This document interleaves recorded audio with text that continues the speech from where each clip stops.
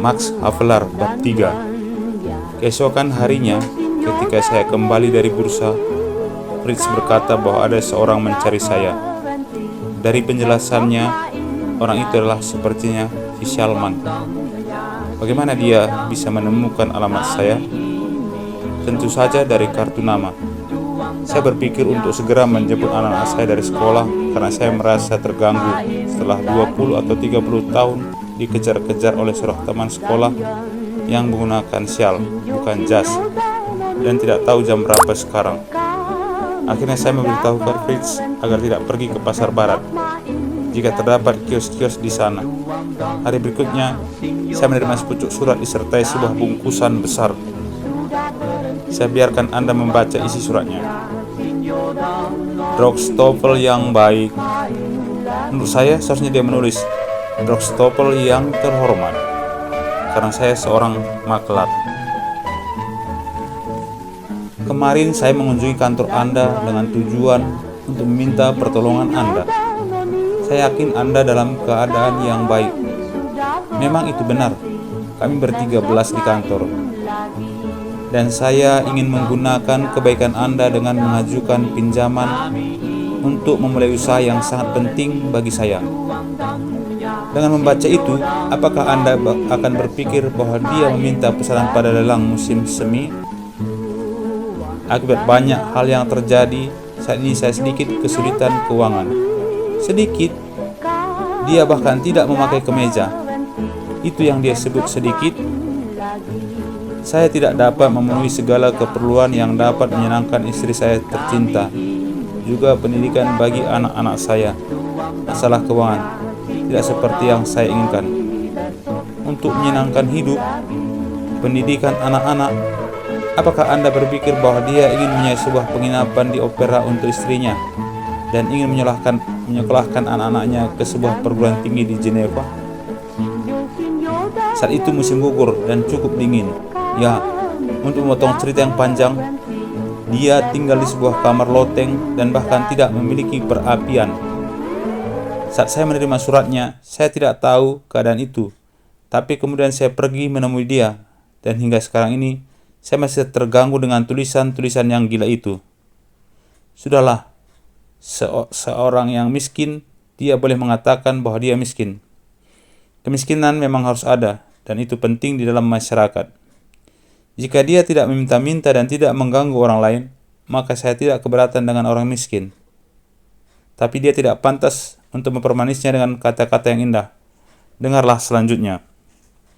Karena sudah menjadi kewajiban saya untuk memenuhi kebutuhan keluarga saya, maka saya memutuskan untuk menggunakan bakat yang dianugerahkan Tuhan pada saya. Saya adalah penyair. Anda tahu pembaca, apa yang saya dan semua orang yang waras pikirkan tentang itu. Dan penulis. Sejak kecil saya telah menuangkan perasaan saya dalam syair-syair, dan kemudian juga setiap hari saya menuliskan apa yang bergejolak dalam jiwa saya. Saya yakin bahwa di antara tulisan-tulisan itu ada beberapa yang bernilai, dan saya mencari penerbit untuk tulisan-tulisan itu. Tapi kesulitannya, masyarakat tidak kenal saya, dan para penerbit menilai lebih baik menerbitkan tulisan dari penulis yang sudah terkenal daripada melihat isi cerita. Sama halnya seperti kami menilai kopi pada merek yang terkenal. Maka baik atau tidaknya karya saya akan dibuktikan setelah diterbitkan, dan para penerbit meminta bayaran di muka untuk biaya cetak dan lain-lain. Dan mereka benar. Hal yang saat ini tidak dapat saya penuhi. Tapi karena saya yakin bahwa karya saya dapat menutupi biaya pengeluaran, dan saya yakin, maka saya merasa digembirakan oleh pertemuan kita kemarin lusa. Dia menyebut digembirakan. Saatnya untuk bertanya kepada Anda, apakah Anda bersedia untuk menjamin saya pada penerbit untuk menyanggupi biaya cetakan yang pertama, walaupun hanya untuk buku kecil? Saya serahkan pilihan kepada Anda pada cetakan yang pertama ini. Pada bungkusan yang saya sertakan, Anda akan menemukan banyak naskah, dan dari itu, Anda akan tahu bahwa saya banyak berpikir, bekerja, dan berpengalaman. Saya tidak pernah mendengar kalau dia bergerak di bisnis ini. Dan jika saya berbakat untuk menyatakan segala sesuatu dengan cara yang baik, Itu tentu saja bukan karena kurangnya ide yang saya peroleh. Dengan mengharapkan jawaban yang baik bekas teman lama sekolah Anda. Dan namanya tertulis di bawah. Tapi saya tidak bisa menyebutnya karena saya tidak suka membicarakan orang. Pembaca yang baik, Anda dapat membayangkan bagaimana terkejutnya saya atas usulan mendadak bahwa saya akan diangkat menjadi makelar syair-syair. Saya yakin jika Salman begitu seterusnya saya akan menyebutnya. Melihat saya di siang hari, dia tidak akan meminta seperti itu pada saya. Karena kewibawaan dan kesopanan tidak dapat disembunyikan. Tapi saat itu malam hari, jadi saya tidak terlalu memperdulikannya. Tidak perlu ditanyakan lagi bahwa saya sama sekali tidak tahu tentang omong kosong ini. Saya ingin meminta Fritz untuk mengembalikan bungkusan itu, tapi saya tidak tahu alamat Salman itu, dan saya tidak mendapat kabar lebih lanjut darinya. Saya pikir mungkin dia sakit atau sudah meninggal. Minggu lalu, giliran keluarga Rosmeyer mengadakan pertemuan mingguan. Keluarga Rosmeyer pedagang gula. Fritz ikut berkunjung ke sana untuk pertama kalinya. Usianya 16 tahun.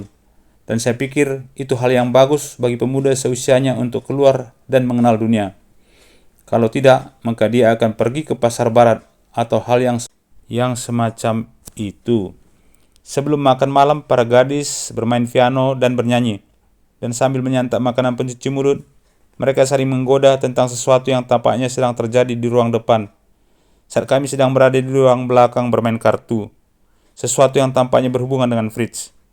Ya, Lois, seru Betsy Rosmeyer. Kau benar-benar menangis. Papa, Fritz telah membuat Lois menangis.